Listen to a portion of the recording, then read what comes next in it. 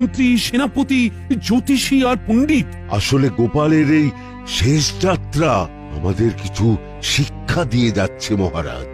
এই যে দেখুন, যারা গোপালকে সহ্য করতে পারত না, এখন তাদেরই কাঁধে গোপাল যাচ্ছে। তার মানে শেষ পর্যন্ত কেউই কারোর শত্রু থাকে না, সবাই মান অভিমান ভুলে কাঁধে কাঁধ মিলিয়ে পার করে দেয়। তাই তো, এই দৃশ্য তো সেই কথাই বলছে। ওহ, যারা এসব বুঝতে পারবে তারাই তো এসে পৌঁছলো না এখনো। কে জানে আর কতক্ষণ অপেক্ষা করতে হবে। এই তো আমরা এসে গেছি মহারাজ। আমাদের এখানে কি করতে হবে সেটা বলুন। শোনো, আমি স্বপ্ন দেখেছি যে খুব তাড়াতাড়ি আমি রাজাধিরাজ উপাধি পাবো। তাই মন্ত্রী আর পণ্ডিত, তোমাদের নিয়ে একসাথে বসে আমি আমার স্থাবর অস্থাবর সম্পত্তির পরিমাণ কত সেটা ভালো করে জেনে নিতে চাইছি। সে তো জানতেই হবে মহারাজ, আপনি রাজাধিরাজ হবেন বলে কথা। আপনার সম্পত্তির বহর শুনেই তো অন্য রাজাদের ঘুম উড়ে যাবে।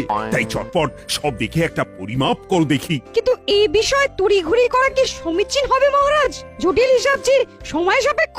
হ্যাঁ, সময় লাগবে বলছো? না না, হিসাব তো সব করাই আছে, শুধু একটু চোখ বুলিয়ে নিলেই হবে।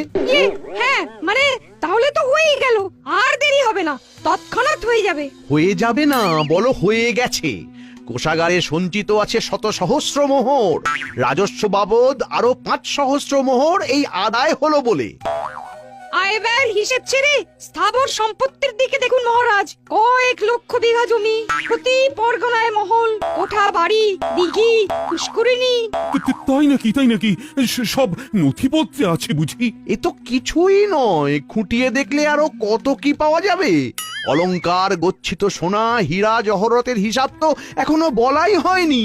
ও, তার মানে আমার আমলে শুধু কৃষ্ণনগরেরই উন্নতি হয়নি, তার সঙ্গে আমার ব্যক্তিগত আয়ও বেড়েছে। সাধে কি আর নবাব আপনাকে সমঝে চলে মহারাজ? মুর্শিদাবাদের নবাবের সমতুল্য যদি কেউ থাকে তবে তিনি হলেন মহারাজ কৃষ্ণচন্দ্র।